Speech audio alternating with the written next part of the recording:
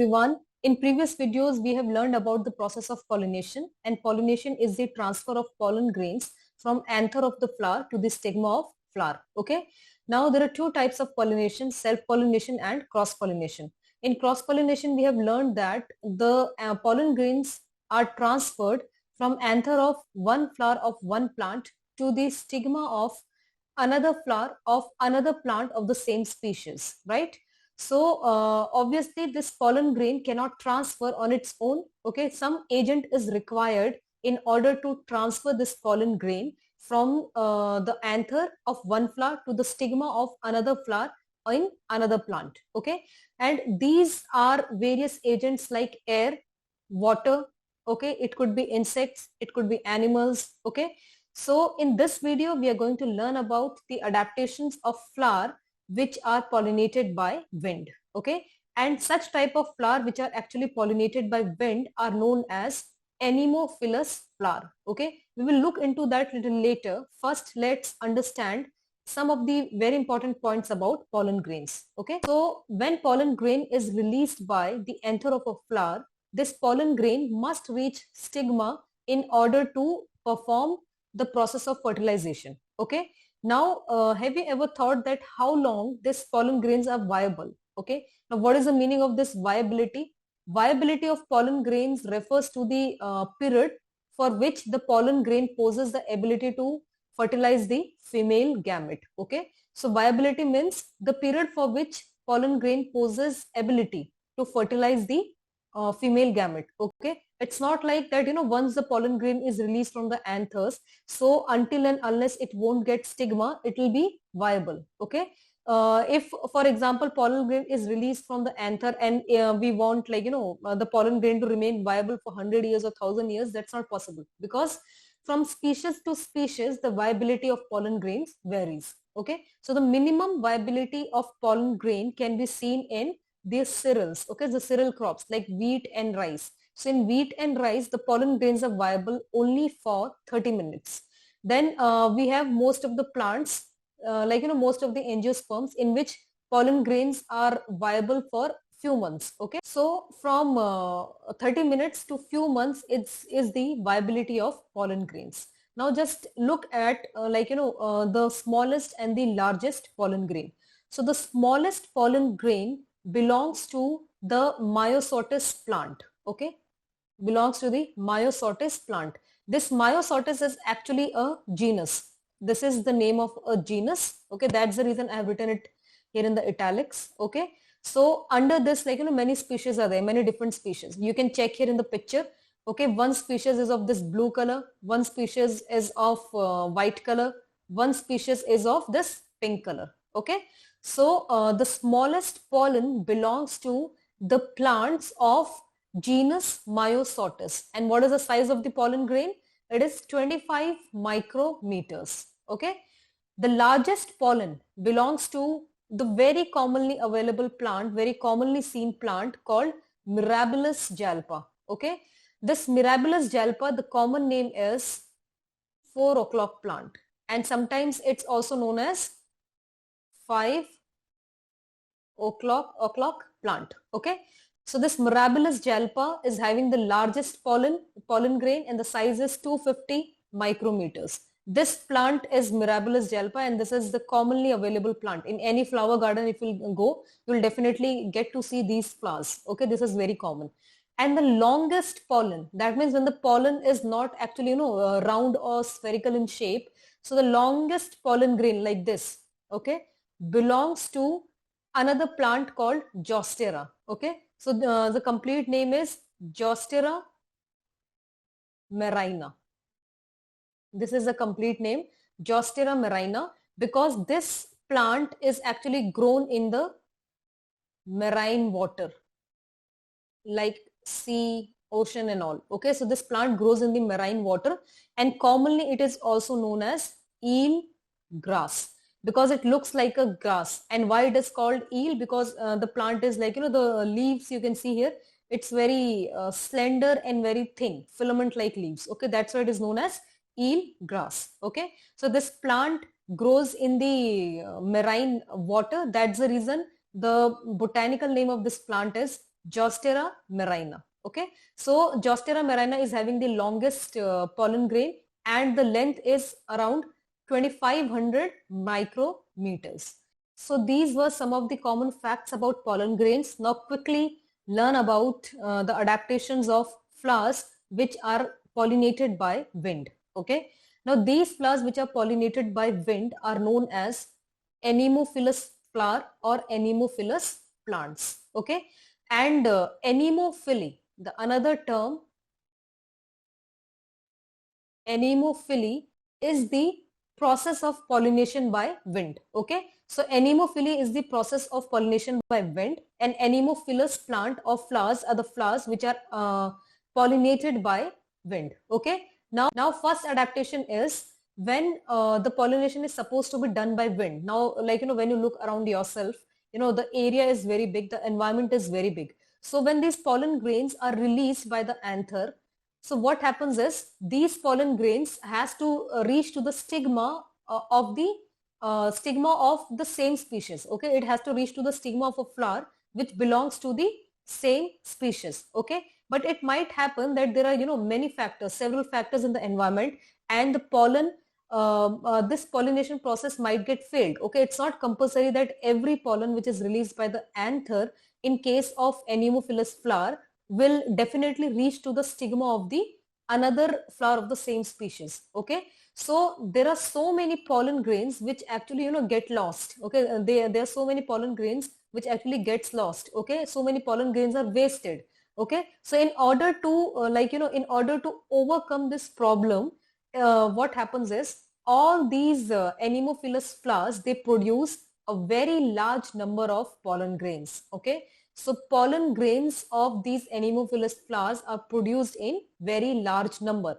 This is because in anemophilous plants, pollination is just a chance factor. Okay, because the carrying agent is wind. If the wind speed is very fast, it might happen that most of the pollen grains will move along with the wind and it will go here and there. Okay, so they might get wasted. They might get waste. Okay, so there's large number of pollen grains produced in case of anemophilous plants because most of the pollen grains are lost. Okay, they are wasted. Now the example is one flower of cannabis. This is cannabis. So one flower of cannabis produces 5 lakhs pollen grains. Okay, this is actually a cannabis plant, and this cannabis is actually a medicinal plant. Okay, this is a medicinal plant. So one flower of cannabis produces 5 lakh pollen grains. Okay, now you can imagine the number of pollen grains which are produced by anemophilous plants. Second, as these pollen grains are to be transported, or it has to be carried away by the wind, so these pollen grains are very light in weight. Okay, they are powdery. Okay, they are present in the form of powder, and generally in most of the plants this powder is yellow in color. Okay, so these pollen grains are lightweight, powdery, and unwettable. Unwettable means they do not absorb moisture from the air. Okay, they do not get wet, because obviously if they'll absorb moisture from the air, what will happen? They'll become heavier and it will be difficult to be carried away by the wind. Okay, so these pollen grains are lightweight, they are powdery and unwettable. The third adaptation is some of the pollen grains, okay, not from all anemophilous plants, only pollen grains of some of the anemophilous plants or flowers may have wings. Okay, and the example is pollen grains of pine tree. Pollen grains of pine tree. Now here you can see the pollen grains of pine tree. This picture, this is the pollen grain. Okay, and on the sides, this structure is actually like a wing. So this wing helps in easier movement of pollen grains through the air. Okay, we have seen these birds, they have hollow bones because of this hollow bones, the weight of the birds are very less, and birds are able to lift them up and fly in the air because of the hollow bones and due to the presence of the wings. Okay, so this wings helps in the flying of these birds. Similarly, the wings present around this pollen grain here also helps pollen grain to fly along with the wind. Okay, though the chapter is about angiosperms, but this pine tree is the gymnosperm. Okay, that means they reproduce by other means. They do not produce flowers, okay, for the process of reproduction. Okay, they actually produce cones, and there are male cones, female cones. Fine. So this pollen grains of pine trees are produced in very large number. Okay, they are produced in very large number. And what happens is these pollen grains are yellow in color. Okay, in chemistry you must have studied about the sulfur atom or sulfur element. So this sulfur element is actually yellow in color. Okay, it is present in the form of powder. Sulfur is a non-metal and it is present in the form of powder, and the sulfur is yellow in color. Fine. And all these pollen grains produced by pine tree, they are also yellowish in color. So you can look here in this picture, when these pollen grains are produced in large number by this pine tree. Okay, so all these pollen grains are together released by the plant in the air. We can see a kind of cloud which is formed above the plant. Okay, yellow color cloud. So sometimes this cloud is also known as sulfur cloud. Okay, we can easily notice the movement of large number of pollen grains in the air. Okay, so I'll just show you a small video of few seconds to understand this sulfur cloud, and it's also known as pollen attack. So in this video from YouTube, you can see how, so many pollen grains are produced by this pine tree.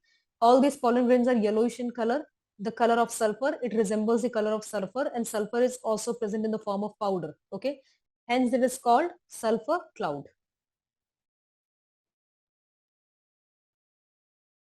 So the next adaptation is anthers and stigma of all these wind pollinated flowers. They are actually, protruding outside the flower. Okay, and flowers are always present above the leaf. Now the meaning of this term protruding outside the flower is that these anthers and stigma are actually exposed to the air. Okay, exposed to the wind. Generally you must have seen in all insect pollinated flowers like rose and sometimes marigold, lily and all, that in them these anthers and stigma are actually enclosed within the petals of the flower. But here you can make out in this picture, the petals are non-colored. The non-colored petals are present. It is generally green in color. Okay, and this one is the filament, and this structure is the anther. Okay, so anther and filament. So this anther and this feathery stigma is present in wild pollinated flowers. Okay, so feathery stigma is present, feathery, sticky and hairy stigma. So you can make out that all this anther and filament, they are present or they are exposed outside in the air, so that when wind blows, so this wind can easily carry away all the pollen grains to the stigma of another flower, right? The next adaptation is that all these anemophilous flower have versatile anther. Now this thing we have already discussed in one of the video of this chapter about when we were learning about the types of anther. One of the type of the anther is versatile. Now the meaning of this versatile is, for example, you have this dithecous anther, the anther with two lobes. Okay, and from the middle of the anther, this anther actually sits and touches the filament from its center. Okay, and such type of anther where the attachment of the filament is from the behind plus in the center or in the middle of the anther is known as versatile anther. Okay, now remember this versatile anther is present in this wind pollinated flower because such type of anther is actually free to dangle. Now the meaning of term dangle is this anther is actually free to swing on the top of filament. Okay, and when it is free to swing on the top of filament, it do not break with the force of the wind. If it will be stiff, it might break with the force of the wind. Okay, so you can make out here in this picture, it's clearly visible. This is actually dithecous or the bilobed anther. These are the filament, and all these anthers are actually versatile anther. And sticky, hairy and feathery stigma is also present. Okay, the purpose of this sticky or the feathery stigma is because of the presence of these feathers, when pollen grains are removed by wind or air, these pollen grains, they get trapped in the feathers of this stigma. Okay, pollen grains get trapped in the feathers of the stigma, right? The last adaptation is they have small colorless petals. Okay, small colorless petals, generally green, and flowers, they do not produce nectar or scent. Okay, this production of nectar and scent is generally the adaptation of flowers which are pollinated by insects. So here in case of wind pollinated plants, the flower is inconspicuous. Inconspicuous, the meaning is not easily noticeable. Okay, the flower is not easily noticeable. Okay, we cannot easily identify or notice the flower, and the flowers, they do not produce nectar and scent. So here you can see the green color petals are there. It looks like a leaf, and inside we have this stigma and anther. Okay, stigma is present and anther is present, right? So we are done with the discussion of adaptation of anemophilous flowers. In next video, we will talk about the adaptations of flowers which are pollinated by water. Okay, about the adaptations of hydrophilous flowers.